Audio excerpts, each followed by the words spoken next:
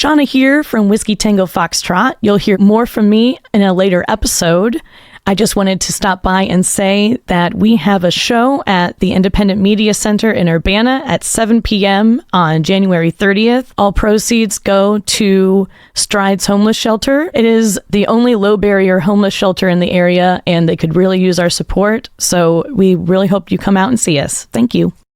But yeah, so I went into it wanting to just write about feeling frustrated and trapped. And yeah, like you said, I can't shake this thing.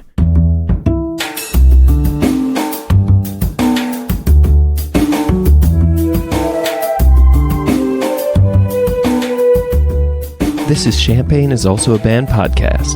One songwriter, one song. I'm Sven, your host for a journey into the music of Champaign-Urbana.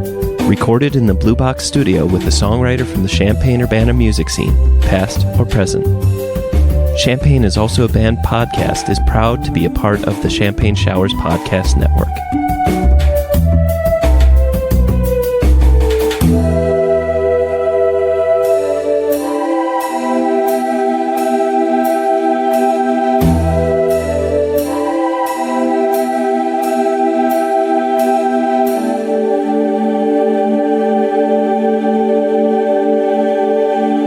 Welcome to Champagne is Also a Band podcast. Today, I have Sean Wilkinson, and you may know Sean from such bands as Liz Allen and, of course, the band we're going to be talking about today, Sorry Forever.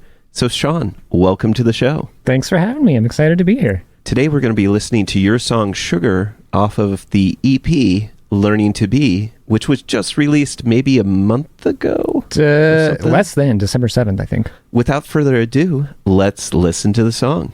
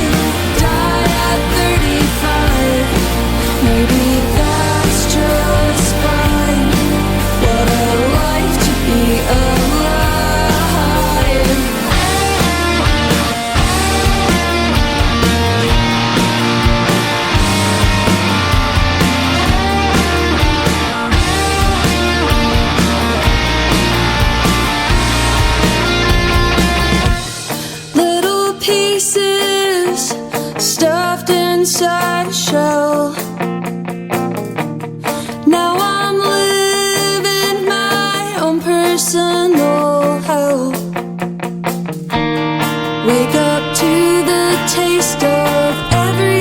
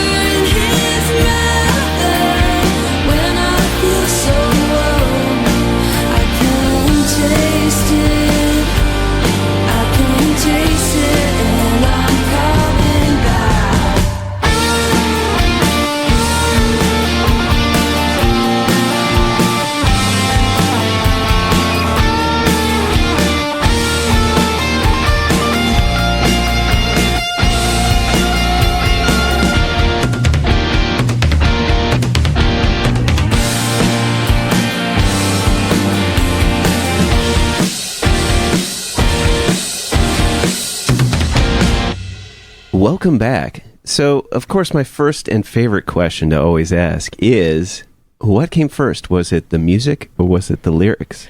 Yeah, I was trying to think about that on the car ride over here because I wrote this song in 2024 and I want to say it was the music first. And thankfully I have the demos on my phone still so I can look back at the dates and like put them all in order and like see the progression. But I think it was the music. I had a chord progression that I was working with and that kind of came from like I really like open tunings. I tend to write too often in open tunings, I feel like, to where I was like, okay, I need to challenge myself to like write in standard tuning. I knew I wanted to write a song about diabetes and living with chronic illness. And also we needed more originals for the band at that point. And so I was like, okay, I'm going to sit down and like write a song in standard tuning. And so this chord progression came, and then I don't know if this will make much sense. And I don't fully know when I like connected all these pieces together. My favorite horror movie is Halloween. And so there's obviously a reference to that in the song. I had like an idea one day of like, I was watching Halloween and the idea in the movie about Michael, how he always is walking everywhere, but he'll always catch up to you, you know? Yeah. Something about that always freaked me out, like to no end, because he always catches up. I was watching the movie one day and I was like, wow, that really feels like what living with chronic illness is like. To where it's like you can escape it for a little bit, but it's always there. I think from there, I came up with that line in the song and took that, applied it to the chord progression I already had. And the words from that kind of came naturally, if that makes sense. Okay, so when I'm thinking music-wise, was it that opening arpeggio that was what you started writing, or was the chords later? It was those chords. Like that intro arpeggiation, I was just playing chords initially, like a strumming pattern. Okay. And I wasn't arpeggiating it. And then I think like the second demo, I just decided to like try plucking out the chords instead. And that kind of stuck a little better. And from there, kind of developed that melodic line that Ocean sings back. Yeah, well, I was even thinking about how interesting it is that this is just my brain working here, but with the arpeggiation, the way that the accents are placed in there, it sets up for the rhythmic motif that's going to be going throughout the piece. And sometimes I wonder, did that happen after it started getting fleshed out and you heard the other parts and then it influenced the rhythm that happens within there, or that kind of accents on which notes you get a different feel for that line because of you hear the way that it works with the other instruments? When you say the accents, what do you mean by the accents? Basically, where you're, if you've got like, right, it's the same, but you're putting. Well, maybe it's just because of the way that you're doing as I said, this may be a weird tangent that I'm doing, but it's just that I was just thinking about sometimes the development of a song when certain parts are being added to it, then it brings meaning or kind of phrasing because of because not to jump the gun, but like you had to write this song and then take it to a whole band, and I'm fascinated by this because then their particular styles start to leak in a good way, and then it becomes what it is far beyond what you originally wrote because of that influence. And I think I was just curious if that was something that might have happened, or if you're not aware of it, then maybe not. But, honestly, the guitar part I wrote for it has pretty much stayed what it is, if that kind of answers the question. But like that arpeggiation thing was just played at the beginning, like for the intro before it starts to get kind of loud. And then I like don't ever play it again in the initial demo. Yeah, I think as the song progressed and we took it to the studio and stuff, we were like, oh, it might be cool to like throw that arpeggiation line in, but like flip it around and play it backwards. So like during the second verse, it's very faint, but you can hear the guitar doing like a call and response kind of thing with Ocean's vocals, which is that arpeggiation flipped almost. Okay. It's hard to explain, I guess. Sure. You just start on a different note on the arpeggio, or you're just... Because like, this is like the corniest thing to do, but like the intro arpeggiation is like ba-dum-bum-bum-bum, but in the second verse it's like ba-dum-bum-bum-bum. So it's just like the last few notes kind of flip around. Sure. I liked how sometimes a song will do something nice in the beginning. It's telling you what the chords are, but then you never get to hear it again. Right. And then to have it return and give it a new context with all of the instruments, I feel like that, I don't know, it rewards the person for their patience and the thing that they liked hearing. I don't know if that makes sense, but I mean, it's like, oh, okay, that's how it all kind of fits together. You know, you get to hear it again. And I will say our producer, Andrew, was pretty monumental in helping with that. So again, when I wrote the song, I wrote it on acoustic guitar and I played the little intro arpeggio. And then the rest of the song for the demo is just chords, like me playing chords and singing over top of it. For the longest time when we were playing it, that's what I was playing live. I never got around to really writing a lead part for it. And I had like little ideas and stuff, but nothing ever, I guess, felt quite right. So Andrew, when we took it to the studio, he was like, what are you playing lead over? And I was like, I don't really have anything yet. And he was like, let's like write some stuff. And so that like arpeggiation thing, that kind of callback was like, I think his idea. So yeah, he really helped to like shape the, like you were saying, like rewarding of the patience idea of it. The melodic motif that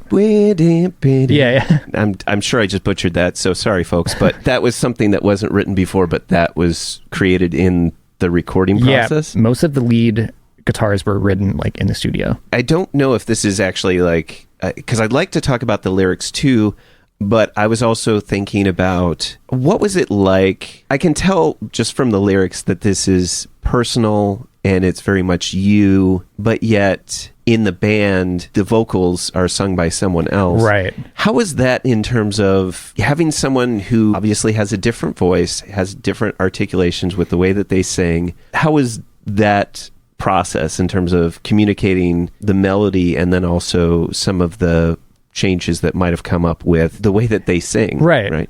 Yeah, I mean, by the time I took the song to the band, I had the whole melody, all the lyrics plotted out basically. And so I sang it for the band. You know, Ocean essentially sang it back to me and got most of it right. And I think just over time, they would sing little lines differently from the way I initially, you know, it's like playing telephone essentially. Sure. Some things I'd be like, actually, I kind of like how I had it before. Other things I was like, well, I kind of like the way you're doing that. That's better than what I was doing actually. Because also I'm not a singer.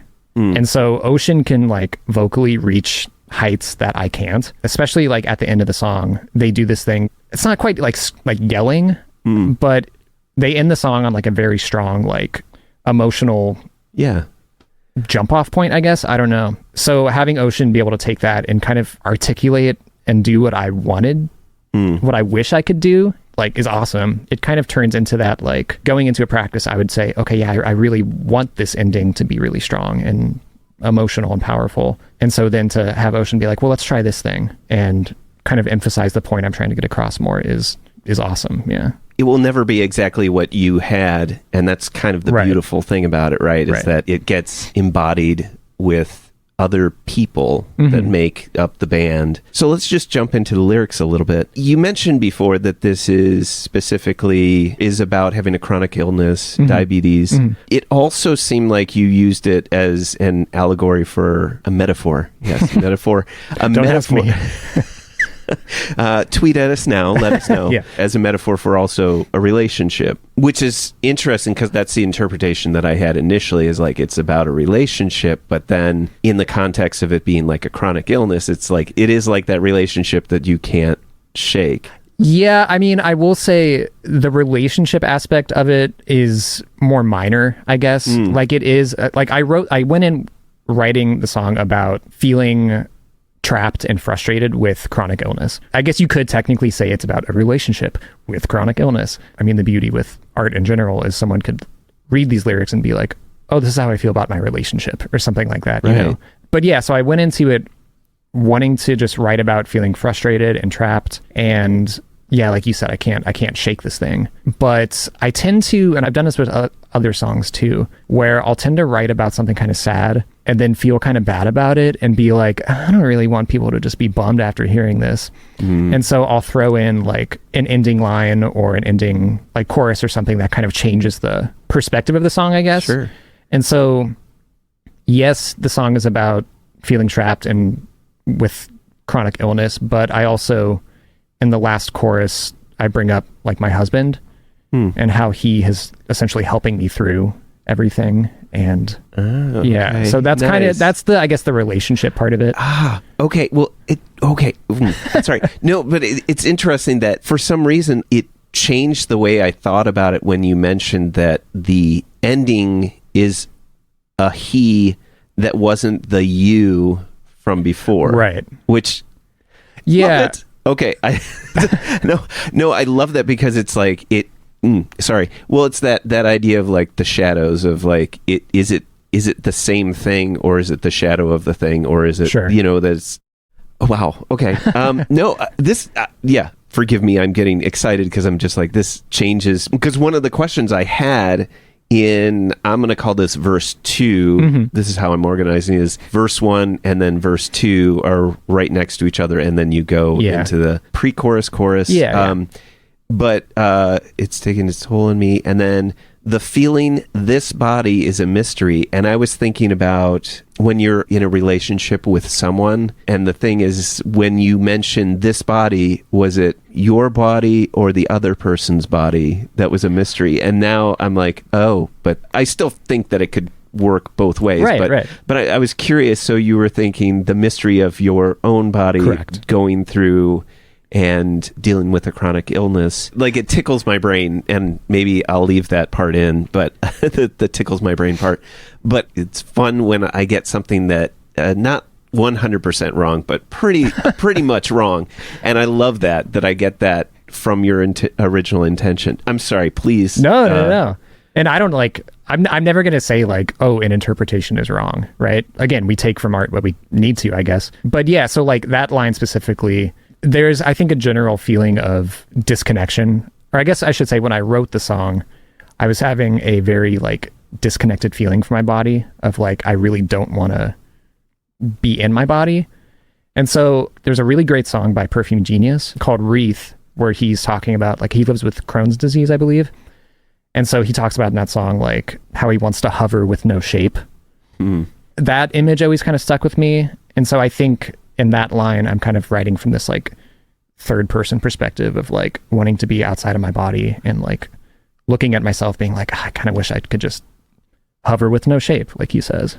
I think your first line of words don't matter, I'm not here, I can see you from a distance, holding glass up to your ear, made me think of it as being two separate entities. And I guess in a certain way it is, because it's not necessarily that you are specifically defined by your illness, it's that you are you. But I'm curious about the line of the holding glass up to your ear. Yeah. I was thinking of like somebody that, you always, they'll put a glass up to the wall. That's exactly right. But what does that mean specifically to you in terms of that it's listening to you or trying to keep, I mean, the way like, so yeah, essentially I'm kind of personifying this illness, and like you said, someone being defined by, I'm not defined by the illness. That's like a big discussion within the diabetes community of if someone is a diabetic or if they're a person with diabetes. And so it obviously just depends on the person and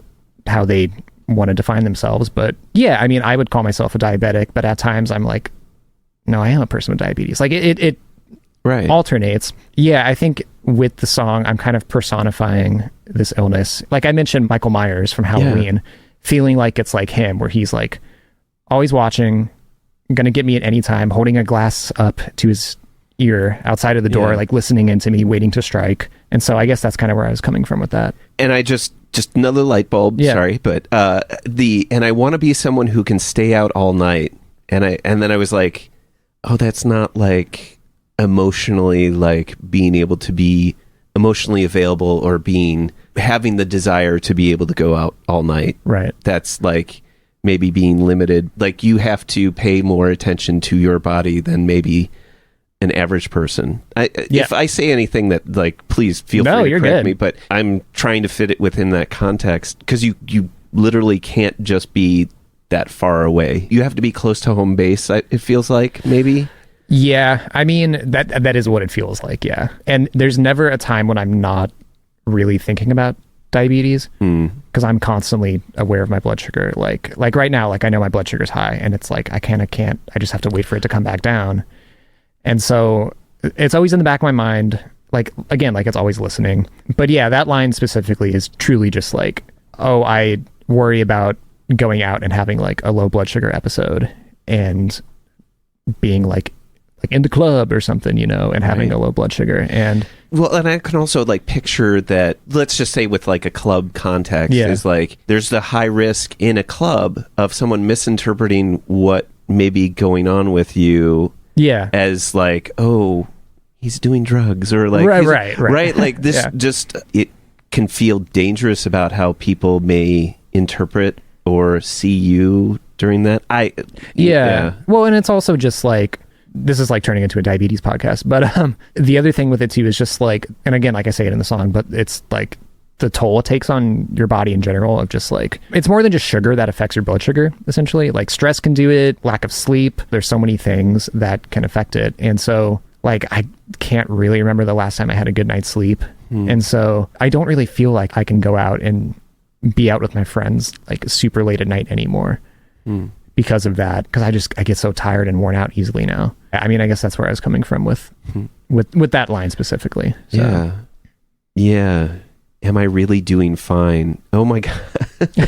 Like, again, like I kept thinking about this being like this relationship that you can never shake. Oh, but nothing feels as good as nothing at all. And I was thinking of like finally being able to not have to think about things or be in pain, but I also assume that not feeling any kind of physical thing relating to diabetes is probably like really a nice feeling. Like, I mean, I feel like I talk about it on like Instagram and stuff a lot, or like post about diabetes, and I feel like most of the stuff I post about is very positive, and I talk a lot about like ultimately, I've gained a lot from it, like new friends, new perspectives on life in general. I'd give a lot to not have to have this and worry about it. And so the idea of just waking up and my first thought not being about diabetes, that would be amazing.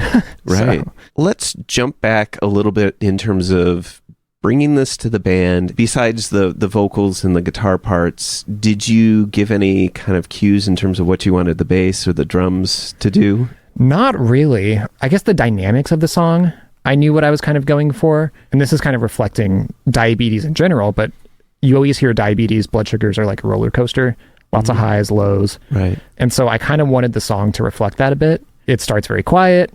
And then I really wanted to do like a hum style wall of sound moment, Also to reflect that, like, again, diabetes can come out of nowhere and just hit you like a wall of sound. And so wanted to reflect that a little bit. So I knew like I wanted some big cymbal crashes there. I guess the rest of the song, like I guess you could call it a bridge, but where it gets to the quiet, like palm muted guitars. When I took the song to Andrew in the studio, the section about like little pieces stuffed inside a shell was moved later in the song. So the palm muting initially was just a quiet, like palm muted section. And then the second like lead guitar comes in. And then once the like drums kick back in and like the whole band comes in, that's when I had the little pieces line and section play out. But Andrew was like, actually, what if we switch that around and moved that little pieces to like right when it gets quiet again? And so we tried that, and we were like, oh, that works really well, actually. So talking about the instrumentation, the way that this is organized, there's maybe three. I keep thinking primarily these two instrumental sections that land in between, and they're very similar. But I was kind of curious about, and what I'm thinking of is the spot after it's Michael with a mask on and I am Jamie Lee. Mm-hmm. There's the instrumental after that. And then after the What a Life to Be Alive, there's the other instrumental section. And I was just curious, if we're going to talk about this as the protagonist, the person, the subject of this, the character in this song, what do you think is happening to that character in those instrumental parts? Because sometimes I think of it as like you're incorporating the instrumental narrative to the rest of the song. Is how I think about it. Yeah. I mean, maybe that's a that's a wild question. What do I think the protagonist is doing, or is happening to the protagonist, or?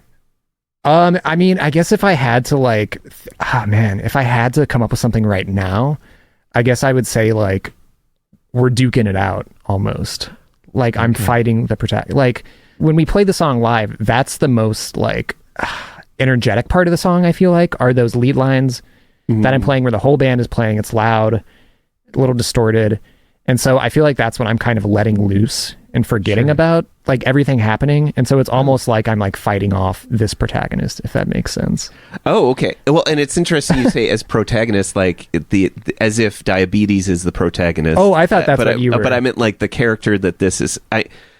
I sometimes try to do the objective thing of like when somebody's talking about a song that they wrote, I try to pull in the discussion the character is the person that is speaking, but I guess subject. But no, it's interesting though, because in your interpretation that maybe the protagonist, the character in it is the diabetes and not necessarily the person. No, sorry, that was okay. just me. I misinterpreted you, so that was my bad. No, I would say I'm the protagonist. Okay. Not to sound vain, but no, please be the protagonist. But so I guess that still kind of answers the question then of like, absolutely, I'm fighting that guy off. That's a cool question. I'd have to think about it more, but like that's kind of where my mind goes to right now. I think about the construction of a song as like, songwriters, please at me, that's fine, but I always think of like try not to have any wasted parts. Like it should reinforce the narrative or whatever. It could even be like the antithesis of the narrative. That's fine too. But I just like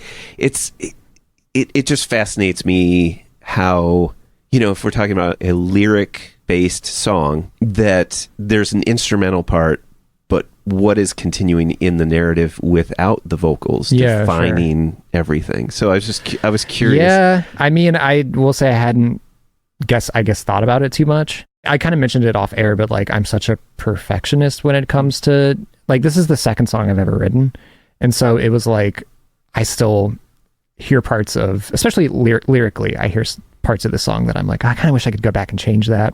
So yeah, I think to some degree there's still elements of like, I wish I could take more time to kind of craft aspects of the song. Yes, maybe, but also accept the snapshot that this beautiful thing That's is. true. You know, also. I'm like, it's a moment in time. Yeah. I do also believe that a song should be able to evolve and like change meaning as you perform it in front of people and you get their reactions. I don't mean to put you on the spot, but I'm really curious. What lyrics are you thinking about that you want to change? We can skip that too. It's mostly, well, it's funny too, because it's the second half of the, I guess, like I was calling it the bridge. So where I say wake up to the taste of everything at once, that was originally a different lyric, and same with the nothing feels good as nothing at all. I rewrote that second half of that bridge the day that Ocean went into the studio to sing it.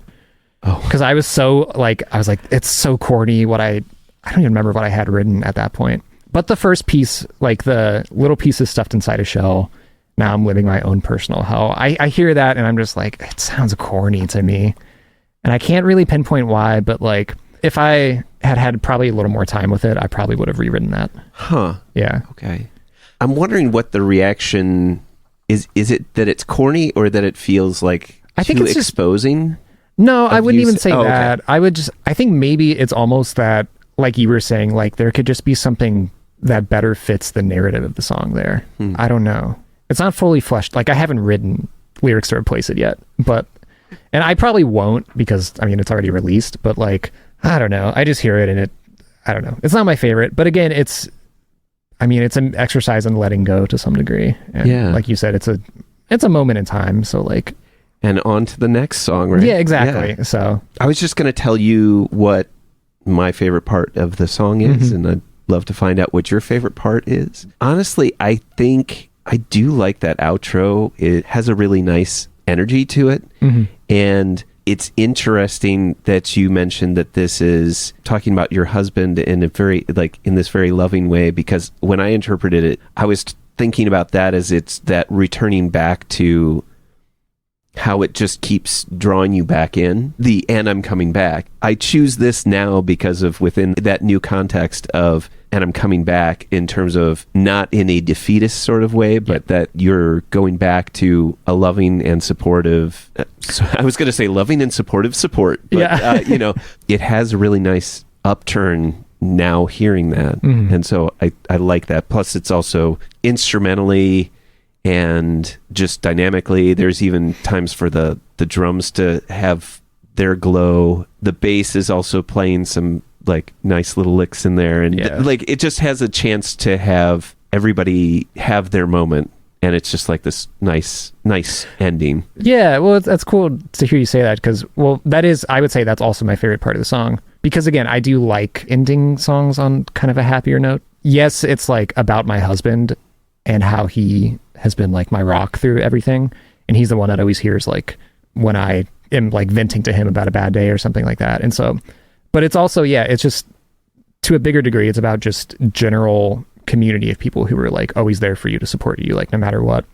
And so that's kind of cool what you were saying about everyone feeling like it's really gelling together almost, because it's like, oh, we're like coming together as a little community, like a band. So that's cool to hear. But yeah, I agree. I think like the energy of the outro is great. I love how hard the solo comes in. I love Jay's outro. I'd say the other part that I really like is, I think it's the second part of the first verse when Ocean says, I don't want to be here, because that's when we first get the like background vocals coming in too. And I think they're just mixed really well and sound really like kind of ghostly almost. It gives me like chills every time I hear it. Why did you pick this song as the song you wanted to talk about today? Well, I really only have 2 finished songs, this one included. I would say the other song on the EP that I wrote, Feel, it's not more personal, I guess, but I wrote it about someone in particular, and I didn't really want to, because I'm kind of talking shit about them, and so I didn't want to go too in-depth on that. Not that I think they'd like listen or anything. I don't even know what they're up to now. Yeah, I just didn't want to bring that up, I guess. I don't know. I just like, I love this song. I've presented other like drafts of songs to the band, but like this is the song that I was like, I feel the most confident on. I like how it turned out, how it sounds in general. It's the like rockiest song we have, and it's the most fun to play because it's really just like a time to kind of let loose and like forget about everything. And yeah, I mean, it's been very cathartic to some degree of like putting all this on paper and actually writing down how I feel, but also like personifying it and kind of like playing it, making a character out of it. I don't know. It's like, yeah, I don't know. I guess ultimately it's been the most like cathartic song to write and play. Champaign is also a Band podcast is proud to support Jubilee Cafe. Jubilee Cafe is a free weekly meal program at Community United Church of Christ, 805 South 6th Street in Champaign, Illinois. Jubilee Cafe serves a home-cooked meal from 5 to 6:30 each Monday. Their mission is to feed hungry people by cooking healthy, delicious meals and by serving their guests restaurant-style with servers waiting on tables. Jubilee Cafe is open to anyone who cares to eat with them. Because food insecurity among students is so high, they serve students as well as others in and around the Champaign-Urbana community who struggle with hunger. Meals are free to all and will be served each Monday evening, located in the accessible lower level of the building at 6th and Daniel Streets in Champaign. For more information on the meal or how to volunteer, go to the Jubilee Cafe CUCC Facebook page or email them at jubilee.cafe@community-ucc.org. That's jubilee.cafe@community-ucc.org.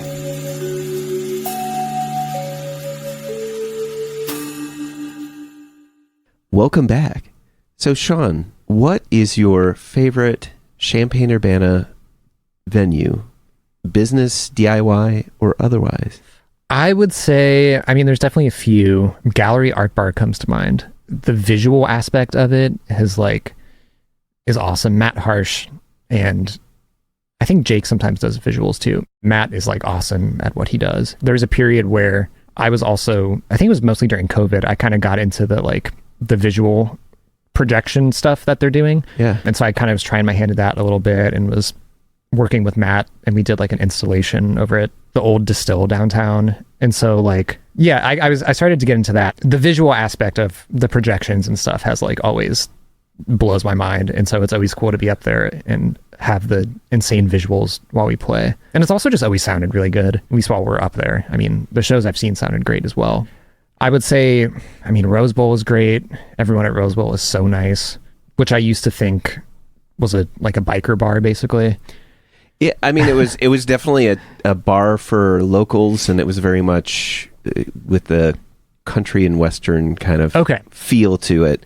And now it's been opened up to all sorts of genres. Sure. Okay. Yeah. Some of my favorite shows that I've seen, I've saw at Rose Bowl. I really loved when Pygmalion was doing stuff behind the high dive.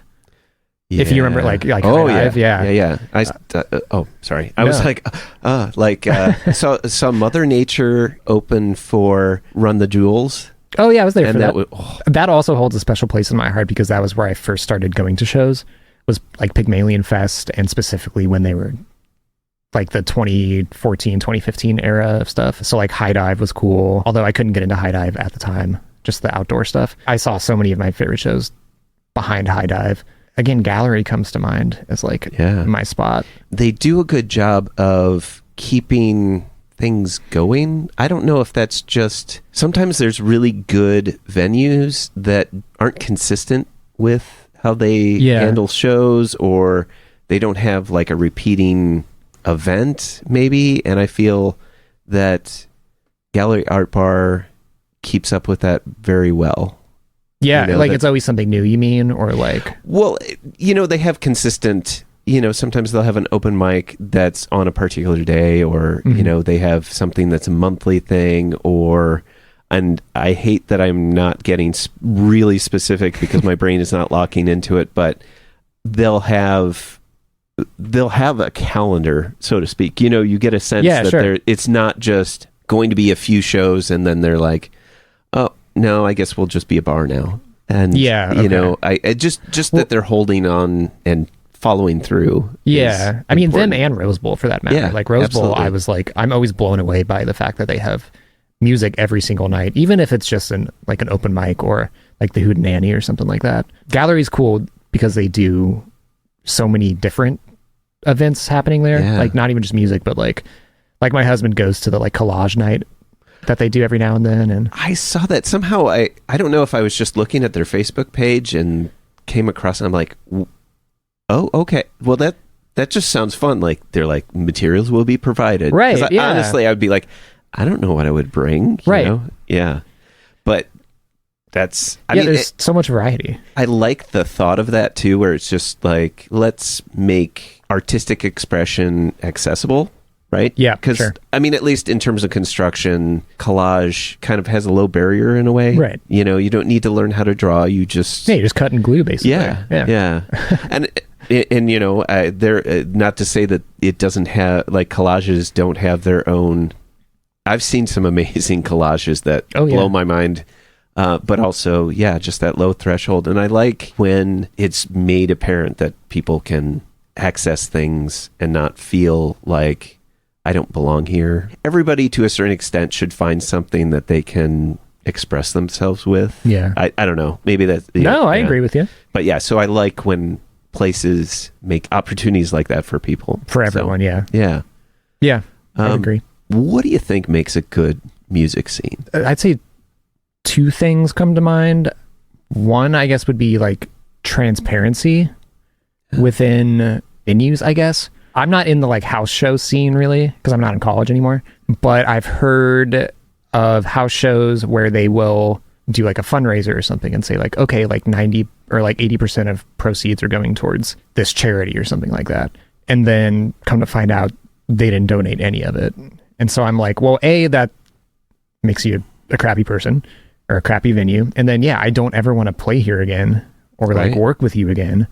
And so that's just not, that's not a cool thing to do by any means. So I think being honest about any money that's coming in, anything that like goes down at a show, as far as like, I don't know, you hear about like, oh, this person did something to this other person at this house venue. Like, I feel like you mostly hear about it at house shows. I feel like there needs to be like transparency about that, as far as like, okay, we've barred this person from coming back to this house show. Because I mean, safety needs to be the ultimate thing there. I get kind of iffy about playing house shows sometimes. They can be fun. We've played a few this year that went pretty well. And then, I mean, this ties into it, I guess, but just being kind to people and like supportive. All my close friends that I've met through the music scene have just been like so supportive. And generally, I feel like everyone here is so nice. And everyone is so connected to each other, as far as like Sin, you know, she plays in like 40 million bands. So it's like everyone knows each other. And so if you piss off someone, like word's probably going to get around. People probably aren't going to want to play with you anymore. And that's not saying like be nice just for like so that you can play more shows. Be nice because it's the cool thing to do, like the good thing to do, you know? Right. No, absolutely. I mean, I love when guests bring up safety at shows. Yeah. Like, I don't know why this needs to be said, but, you know, also it needs to be said. That should be the number one priority is people should feel safe. They should feel welcome. I don't know. It's especially if there's drinking at a house show too. Like that just is another element. Like again, like you can run your venue however you want to, but like there's a reason I don't run a venue. You know, it's like I don't know how to properly run things, or like I don't know. I wouldn't know where to start. But like, yeah, you got to make sure precautions are in place and stuff. I think we touched on this a little bit, but what do you think Champaign-Urbana could do better? I don't know if it's like it's not a bad thing per se, but this is more so kind of like what I would like to see, more of, I guess. But like, I really like mixed bills. Like if Sorry Forever, like a sad Midwest indie band played like a show with a hip hop artist or something, I'd love that. I think that's really cool. It probably doesn't sell as well on like a poster or something of being like 3 acts. Like we have an ambient person, we have hard rock, and then we have like hip hop or something. On paper, it's like, well, I'm going to go see this one band, the one band I want to see, and then go home. But like, I don't know. I love mixed bills. Like I love seeing variety. So I think that aspect would be cool. I'd love to see more of, or if that's happening, let me know. I don't know, but I mean, I think it happens pretty well out here, but not enough. Sure. But I do feel like there's enough of a variety of artists in this town that like, if you want to catch a lot of different artists, you kind of have to do a mixed bill. Honestly, it doesn't feel like it's been happening as often lately, but I've seen it where it was just like maybe something over at the IMC would be a very mixed bill. Sure. You know, or like some kind of mini fest or something would have that's true, mixed bill. But when it's a mixed bill like that, I feel like usually the person that's booking the show is thinking or curating it a little bit better. So I feel like when that happens, there's this sense of like a good line of these artists are different genres, but they go together. Right, 100%. And I love it when that happens. And I don't know if it's like, what is the mystery thing that bonds them all together? But that's I mean, that's totally fun. I love that. Well, and like, granted, I probably should just go out to more like hip hop shows or something like that. But like, I feel like a mixed bill, like putting a hip hop artist together with a hard rock artist is like, if someone's in the crowd seeing hip hop for the first time or something like that, it's going to be like, it's going to open the door for them to be like, maybe I should go to more hip hop shows. Yeah. Or so I feel like it's just beneficial in general to like open up ears to other genres. And like, I don't know, that's not a fully fledged thought, but like, I mean, like it's like a good plate of food, right? Like you gotta have the carbs in there. You got to have some, some protein. You got to have some veg. You got to get like, it's got to have the whole, what is that? The umami and sweet and sour and, like that's the best kind of dish, is one that just kind of takes you all over the place and is rewarding in that way. I miss seeing more of those, but I don't know if it's just that I haven't been out as much or what. But that's probably what it is for me too, honestly. And also I got rid of Facebook like a while back, and Facebook was where I got all my like events happening in town. And so it's like, I don't even really check Facebook anymore. And so when I was putting together the list of shows for Smile Politely, I was like, obviously seeing everything that was happening. And so I think I was more aware of like mixed bills or just other genres and stuff. But now it's like, I feel like I only really get out when I'm playing shows at this point, which sucks. But so I need to get out more in general.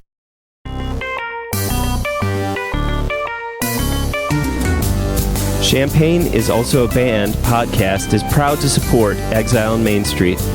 Exile on Main Street, located in the old train station building at 100 North Chestnut Street in downtown Champaign, has been helping to build record collections since 2004. Carrying a wide array of new and used LPs, CDs, and video games. Exile on Main Street has something for just about any music enthusiast and old-school gaming devotee.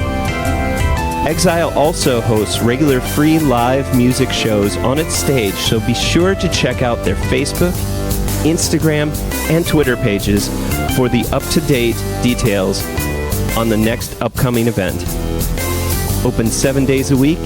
They can be reached by phone at 217-398-MAIN. That's 217-398-6246. Welcome back. So, of course, Sean, what is your favorite non-musical thing or things?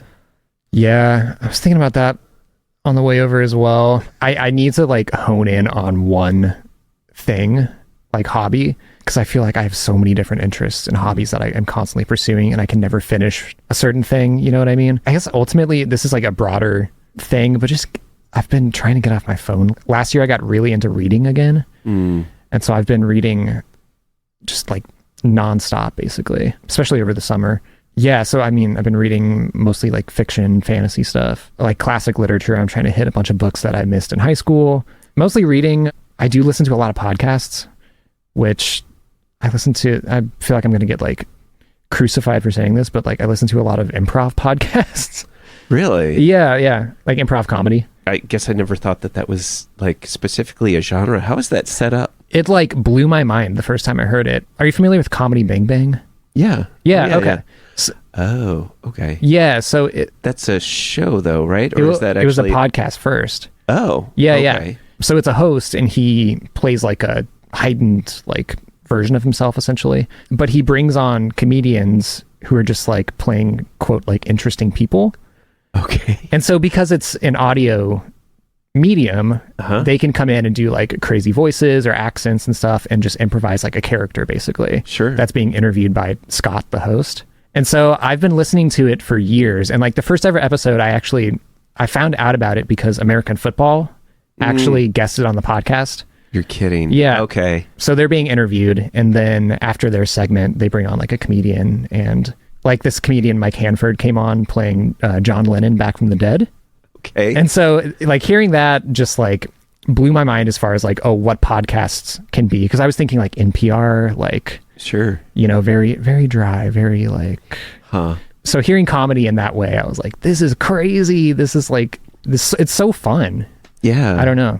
I think about the podcast that I enjoy the most tends to be podcast where it doesn't matter what the subject is, but if the hosts, which it's funny because it's like, are they supposed to just be 2 or 3 or... but not just one person, but the hosts genuinely like each other and are kind to one another. Yeah. I don't know. I think my brain latched onto that during the pandemic a lot because it was like I wanted to just listen to people that were nice to each other. Yeah, like friends or something. Yeah. Sure. So like, not to make this about me, but I just think it's one of those self-realizations of like, I mean, I'm one of those people that can pretty much be happy by himself a lot. Same. And then, but to almost crave people being kind to one another is something that makes my brain happy and like me at more peace. So it's just interesting to me that that's something I enjoy. Yeah. So what's the book that you're, as classic literature, that you're going to go back to that you didn't read in? Well, so it's like, I mean, I don't even know if they're like offered like in, I'm sure some schools like read, like we all read different you know, classic literature in quotes. Well, the other thing too is in high school, and sorry if any of my English teachers are listening, but like I rarely finished the books that we read because I don't do well with like reading on deadlines. Because I mean, we have other homework and stuff. So it's like, I'm not going to finish this giant book we're reading or whatever. Like I remember in high school, we read Beloved by Toni Morrison. Oh, if you're familiar. No, I'm not. Okay. Which is that I have a funny feeling that might have been written after I was in school. Oh, okay. Yeah. I honestly, I can't really remember when it came out now. Hello, listener. Toni Morrison's book, Beloved, was published in 1987. But she's considered like a classic author. But that was one I was like, I kind of read it. I think it deserves to be revisited. We won't end on this book because it is like a very depressing book. So I read that earlier this year and it was beautifully written, but like it's very heavy because it's about slavery. I will say too, like talking about just like favorite things in general, I never shut up about Lord of the Rings also.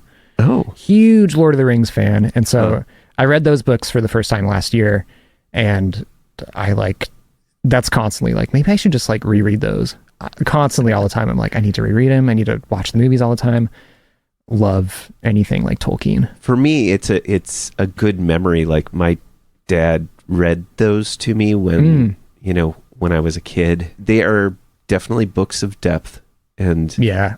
So it's like they can continue to be revisited in a way that you catch new things in it. So Sean, thank you so much for being on the show and telling me about your song Sugar, the recently released EP Learning to Be by Sorry Forever, telling me about the Champaign-Urbana music scene and your favorite non-musical things, and of course making the drive all the way out here in the windy fields of Sodorus. So thank you so much for being on the show. Of course. Thank you for having me.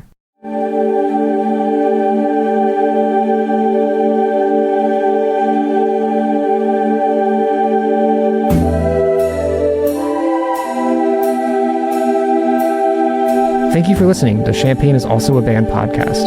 This is Sean Wilkinson reminding you great music is out there. Go find it where you live.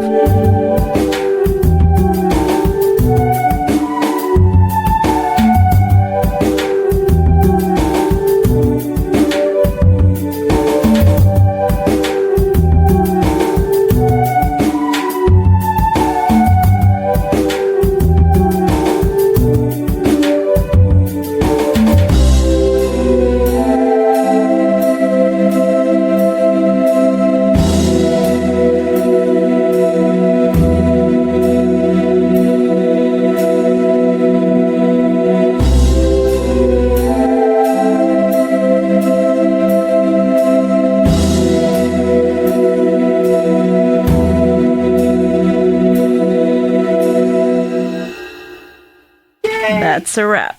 Champaign is also a band. You almost have an NPR voice. It's so good. Studio South Speaker on the inside.